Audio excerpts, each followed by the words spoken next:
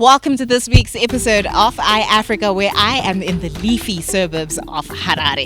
The wind is blowing, the birds are chirping. Of course, that adds to the flow of the creative juices. In this first segment, I'm going to have a hip-hop artist by the name of Abel X. And in the second segment, I'm going to be joined by a multimedia journalist. And yes, he's going to break that down for you, by the name of Kingston. And finally, in the third and final segment, it's going to be the girl who sets the stage alight. And that is Temi Moyo. Stay tuned. This is iAfrica. iAfrica searches for inspiration and innovation in all areas of popular culture, from fashion and design through to architecture, art, food, and travel. The focus is on outstanding individuals doing extraordinary things on the African continent. The show presents creatives in their home nations, visiting renowned designers, musicians, architects who are leaving their mark on the young continent. Join me, your host, Rugarim Duhani, as we take a round trip across Africa and get to be inspired, motivated, and future-oriented. I am joined in this very first segment by a hip-hop artist who's also a music producer by the name of Abel X. Hey, Abel. How are you? I'm amazing, thanks. Mm-hmm. Let's talk music. Oh, I love that topic so much, Right. Yeah. You had to make it a part of your career. Yeah, very much so. What was the inspiration for you to get into hip-hop? Well, I felt like hip-hop grew on me mostly since I'd always used to listen to hip-hop more than I'd listen to other genres. So for me to really find my path and really find what I really love the most, I felt like hip-hop really is, something that I enjoy the most. Yeah. As you enjoy it, what is the essence of your message in your music? I feel like my essence, when it comes to my messages towards the music, I feel like I can express myself more as who I am throughout my experiences, or maybe other people's experiences as well. Maybe if I would have had a situation with a friend, I can write something about that, be it good or bad. I can always write something about that, and it kind of inspires me to make music more, and to come up with different sounds and different varieties of music. So, yeah. So snitching through your music. That's not snitching. It's called telling a story, story. Well, that is being a creative after all. Yeah, exactly. Being a creative, sometimes being a creative, you have to get out of the box, Sometimes you have to think out of the box and tell yourself that, no. Sometimes having to explain things about yourself, through your past life and what you're doing now. Sometimes it's not necessary, but maybe if you have something that you're seeing from another perspective, or if there's something else that's happening within this world, I feel like that can be, used as a way to create a song and give a message to people. When we look at hip-hop internationally, it generally has a negative undertone to it when people attach certain cultures to it. What is the hip-hop culture in Zimbabwe? Does it actually have an identity? I feel like the hip-hop culture here in Zim has an identity, but I feel like we haven't found it yet. Oh. And as much as it's there, but I feel like we haven't found it yet. Because half of the time, if we listen to some of the songs that are there now, some of them actually have an outside sound. We don't have our own sound that we can actually say is our own. And I know a lot of people might attack me for that. Okay. Because for years we've been making music, yes, and I will say that as artists, I feel like now that hip-hop is growing into a very big genre here in Zim, and especially with how it's been growing for the past 5-6 years, I feel like hip-hop is now evolving, and I feel like Zimbabwean hip-hop artists have now found their own sound and identity. Remember back in the day, there's a song that Snoop Dogg did that actually sampled Mbira. Right. How come we are not actually embracing our traditional instruments in music production? I mean, you're a producer, which is why I'm calling you out on that. Okay. No, the questions are very, I love these questions. Yeah. I feel like with us, we haven't gotten to a point where, we've accepted, the kind of music we make, because Identity crisis. yes, it's an identity crisis. So for most artists, they might feel like, okay, let's just use something else that has been made, like maybe, let's just say India. India has like, multiple, sounds that we can use. Chinese people have like this instrument that I love so much called the guzheng, right? So most people would use international stuff more than the stuff that we use here in Zim. So I think that it's gonna take a while for Zimbabweans to really like accept that, okay, we have these things. We have the mbira, we have the marimba, we have whatnot, a lot of African instruments that we use. Why not use that in our music instead of using, foreign sounds, and coming up with our own sounds? When we are looking at your music, where do you see yourself in the African sphere? Because I don't want to box you to the Zimbabwean sphere alone, but where do you see yourself in the African sphere in the next 3 years? In the next 3 years, I feel like I would have developed a bigger and better version of myself as an artist. And I feel like right now, what I'm doing mostly is networking, connecting with artists, broadening my brand, and like just trying to make sure that I work with tons of people so that, by the time those 3 years arrive, at least I would have gained a lot of ground for me to like network with international artists as well. Because I'm still trying to like work on having African artists, work with me and all that, so that by the time I get to international artists, it would be more, it would be more reasonable for me to like, get onto the mainstream level. We've seen a lot of local artists coming out and talking about them being addicted to substances, being addicted to drugs and all of that. Can you talk to that? Because we have youths that are watching this program who are looking up to you as an inspiration, and yet we know that's not the path they should be taking in terms of the drugs and the substance abuse. Yes. Some find meditation as key. Some find prayer as key as well to, continue making music and making great music as well. Some, of course, as you mentioned, they take drugs. So it makes sense. But if anything, I feel like that shouldn't be a key goal for most artists. Because I feel like you can be yourself more when you're not on drugs. I can actually like approve of that because I've actually done that. And, for most artists, I feel like they're also capable of doing that as well. So I believe that, in as much as, people can say that artists use drugs as a way of, coping and making music, I feel like it's just a phase, to be honest with you. Yeah. What's your message to the African children, to the children of Zimbabwe, who are saying, listen, I've got rhymes within me, I've got some flow within me, and I want to be a hip-hop artist? What is your parting message to the children that are watching today? I know most parents are not going to support you. I know a lot of people are going to drag you down and all that. But if anything, what matters most is what you believe in and what you truly want to achieve in this life, because it's not every person that's going to make it. But if you believe that you can make it, yes, go for it. That was Abel X, and I hope you've been inspired by his message. You need to find that one thing that grounds you, whether it be faith, whether it be even your creativity.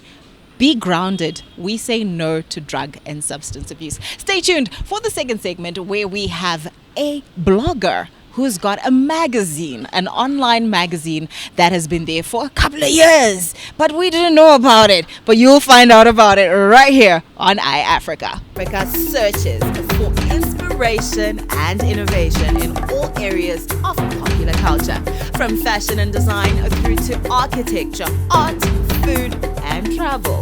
The focus is on outstanding individuals doing extraordinary things on the African continent. The show presents creatives in their home nations, visiting renowned designers, musicians, architects who are leaving their mark on the young continent. Join me, your host, Rugarim Duhani, as we take a round trip across Africa and get to be inspired, motivated, and future-oriented. iAfrica, celebrating the African story.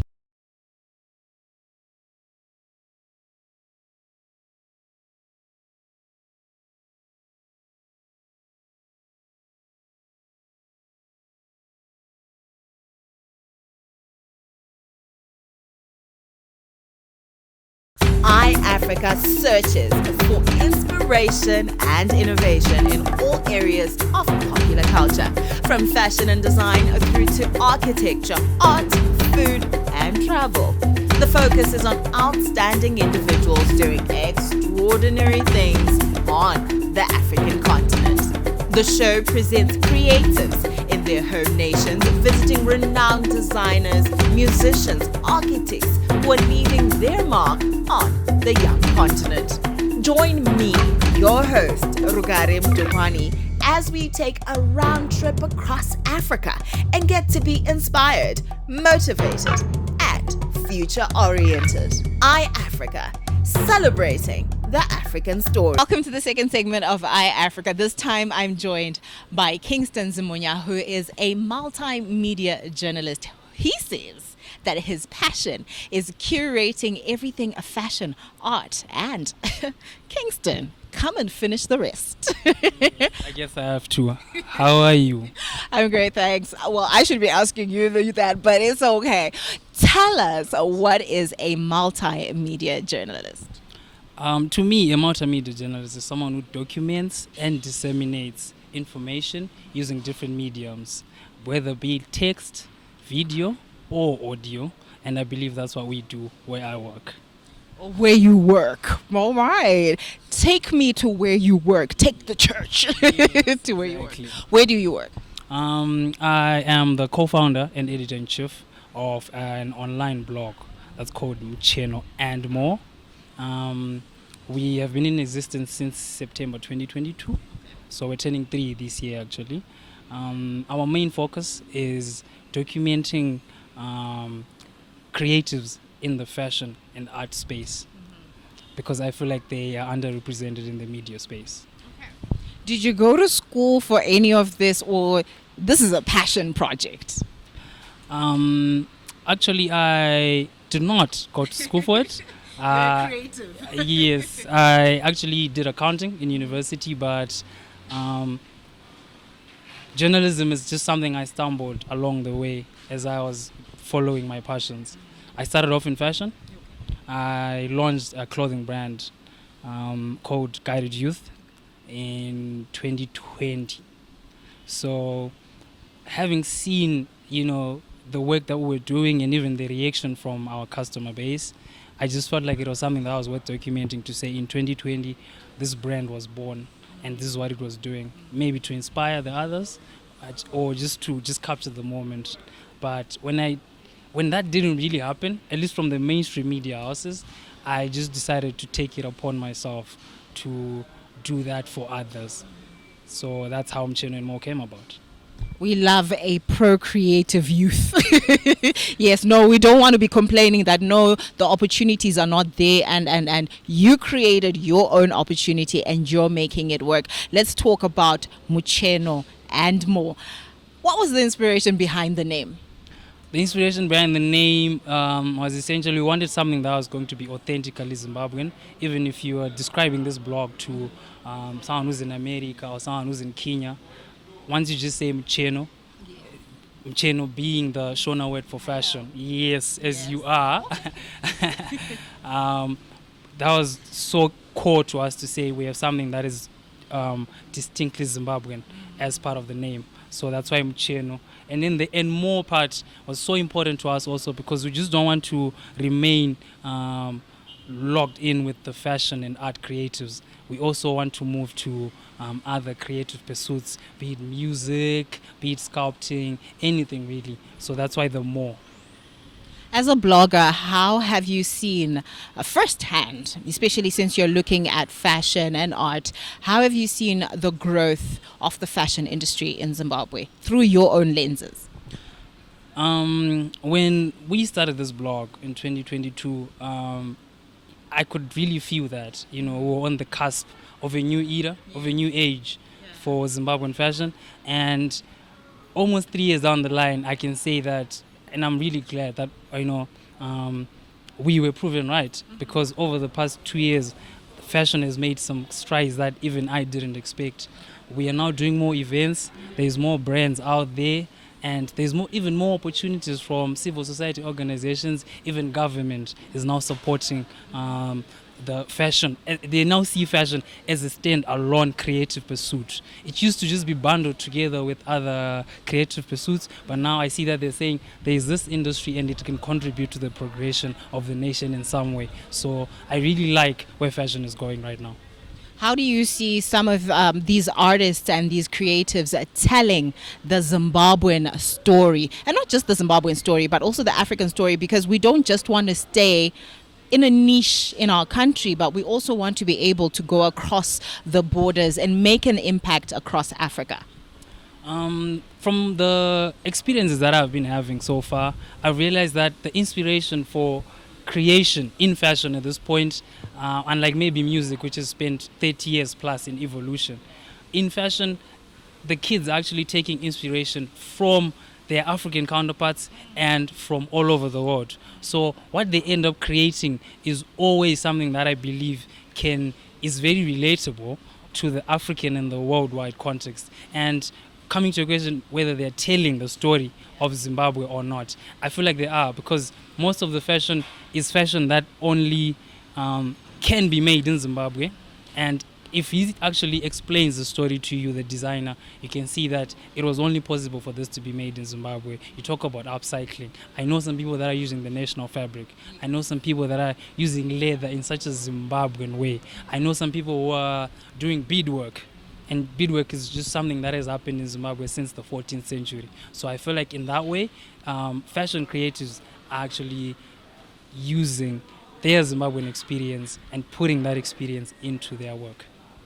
There are people that say that Zimbabweans don't actually have a fashion identity. And I love that as you were answering, you were actually alluding to the fact that in our own way, maybe we may not have a specific identity that people say, no, this is a Zimbabwean one, but we are translating it in our own way. Let's talk monetization, because you're online based, yes? How are you making money? Because the others want to be inspired to come and make money. Being in the media space, it's an industry that is evolving. Everything is now going online.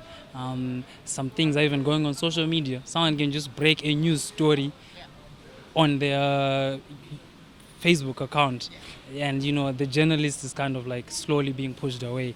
But we have tried to stay very creative in finding ways. We cover events. If you have a fashion-focused event, we can come and create content around that event. We are in the process of launching a YouTube show called Mcheno Wako, which covers the fashion at events. We're also in the process of creating a platform that allows designers to sell their merchandise through our website. I feel like those are avenues that we can go forward in, because I never wanted it to be a case where there's this very up and coming, because I was an up and coming fashion creative at some point who's trying to make it, and then you are charging them for the service of documenting them. So we had to be really creative in finding ways to monetize. I love that you also touched on the journalistic aspect, and we're seeing the promulgation of cell phone journalists, and they have no parameters. Suddenly everybody's a podcaster. How are you actually upholding your journalistic integrity through your work? All right, I feel like the ethical aspect of the work we do is kind of embedded in our objective as Mcheno and More, because our target is to document the work that an underrepresented demographic is doing. So for me to then go out there and be unethical in that work, it just defeats the whole purpose. So even if I didn't study journalism to understand some very core tenets, in the work that I do, I consider all those tenets of journalism. And so far, in the 3 years that we have done the work, I haven't come across anyone who had a query or a complaint about the work that we had done, it's mostly praises because it's something that's genuinely coming from my passion as a writer before it is about business or a career. And what are some of the challenges that you're facing in your growth and in also the path that you're following?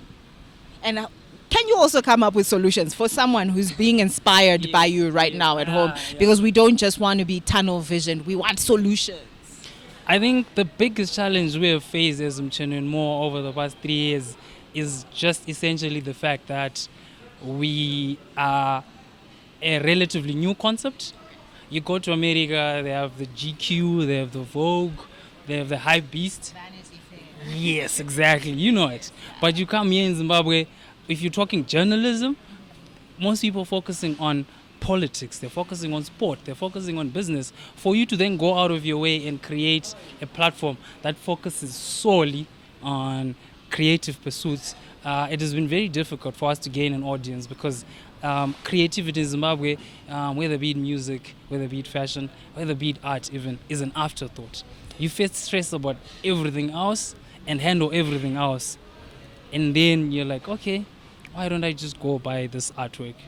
You know, why don't I buy this piece of clothing?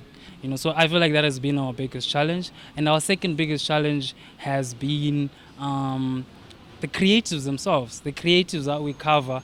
I feel like just because to them it's also a new concept, they are not as consistent for that to benefit our work. You cover someone today, 7 months down the line, they haven't done anything. You cover someone today. Or they've given up. Yes, exactly. A month down the line, they're like, you know what, I'm not making money from this, I don't want. But you have already told a certain story and you'd love to see that story continue, but you can no longer do it. And obviously the third problem is, you know, the monetization aspect. You are already a new platform and you're competing against established platforms that already have an audience, that already have spent time in the industry and they're already well known. And you're just, I told you, I didn't study journalism. So this is literally me just coming out of, you know, the blue to most people, yes. And then I'm now telling you I'm a journalist and this is what I'm trying to do. You heard it for yourself. Patience, perseverance is what it takes in order for you to live out your dream. Stay tuned for your next segment. Africa searches for inspiration and innovation in all areas of popular culture, from fashion and design through to architecture, art, food, and travel. The focus is on outstanding individuals doing extraordinary things on the African continent. The show presents creatives in their home nations, visiting renowned designers, musicians, architects who are leaving their mark on the young continent. Join me, your host, Rugare Mdopani, as we take a round trip across Africa and get to be inspired, motivated, and future-oriented. iAfrica, celebrating the African story.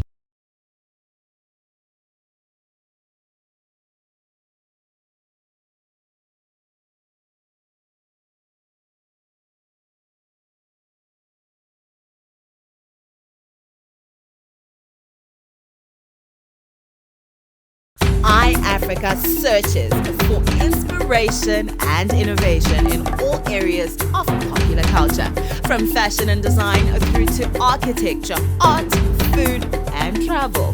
The focus is on outstanding individuals doing extraordinary things on the African continent. The show presents creatives in their home nations, visiting renowned designers, musicians, architects who are leaving their mark on the young continent. Join me, your host, Rugare Mdopani, as we take a round trip across Africa and get to be inspired, motivated, and future-oriented. iAfrica, celebrating the African story. I'm going to be joined by the songstress, Tammy Moyo, who always sets the stage ablaze wherever she is performing. Stay tuned and Sondela.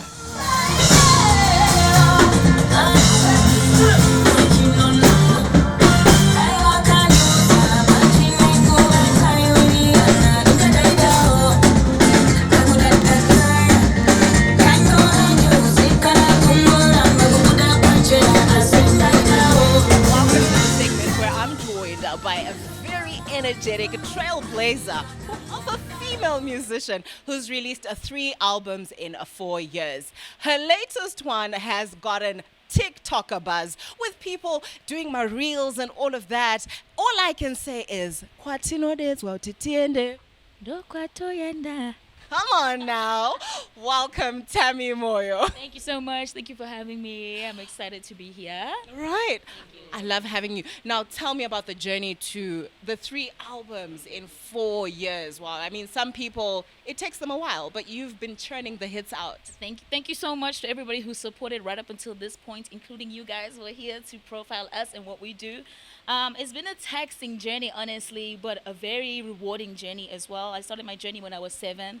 My first album came out when I was 18, so I've been doing this for quite some time. Next year will be my 20th year doing music professionally, and it's just been a lot of coming together with many brilliant artists, many brilliant producers, collaborating on so many different levels. And the last one, like you said, is called Bold, and that is my latest offering, which is doing very well. Like you said, a lot of people just coming through and wishing me well and telling me how incredible the album has been.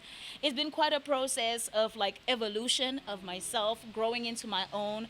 My first project came out when I was 18, the next one when I was 21. I don't want to say how old I am now because a lady must never reveal that. But it's been a journey of evolution and like growing with the people who've supported me, growing with my fans, getting to experience the different stages of life through my music. Also, telling other people's experiences from my lens, what other people are going through, young people, older people, younger people, and just being a mirror to society. And it's been a tough journey because you're still trying to maintain who you are and still evolve at the same time. Sometimes people won't take that very well, but I think it's been, like I said, a rewarding journey. More support than there is hate, more love than there is anything else, and I think I'm grateful. I love that, love that. I love that you spoke about the evolution. So Yes. from Butichena Yes. to Bold. What now has inspired the sound on Bold?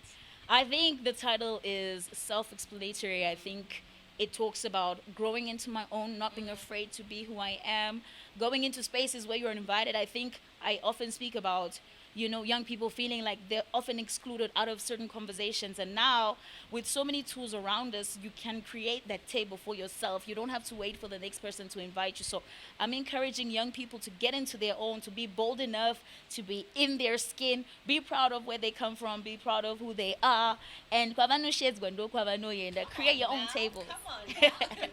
Yeah. As we wrap up, what message do you want to give the young female creatives that are out there that are looking at you boldly taking your place? This is very cliche, but I think trust yourself. I get a lot of young female artists or just young creatives who walk up to me and they say, what has been your advice to us young females? What do you think we should do in order to get to this level or the next level?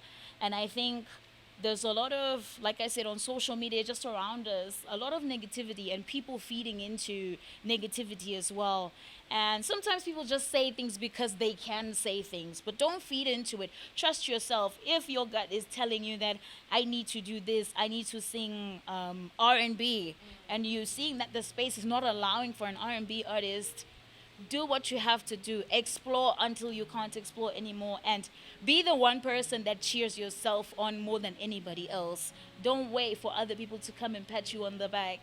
Also, don't wait for handouts. I think let people find you building something already. Let people find you in your zone, creating something for yourself. And I think people will just, everything will align as long as you know what you need to do, where you want to go, and you don't doubt yourself. Trust your process. Trust yourself. And yes, and go and listen to Bold, the album. Maybe you might pick up 1 or 2 things, 1 or 2 advices from there. I think the music also speaks into life. It speaks into things that other young people are going through, other young females are going through. Don't worry about what people think. Be yourself. Be bold enough to be who you are in a society that constantly forces us to conform. And just, trust your process and pray. Yeah. Thank you so much, Tammy, for availing yourself. I mean, we know that you're in a practice session right now. Yes. It's been amazing having you. Thank you for having me. All the best and follow. Love to bring you a balanced approach when it comes to the creative journey, because every creative's reality is a pertinent reality. Stay patient, stay creative, be focused on your creativity. This has been iAfrica for this week, where we went and we spoke to a hip hop artist, to a multimedia journalist, and also to a musician, Tammy Moyo. I know she got you dancing. I'll see you next week. Stay creative.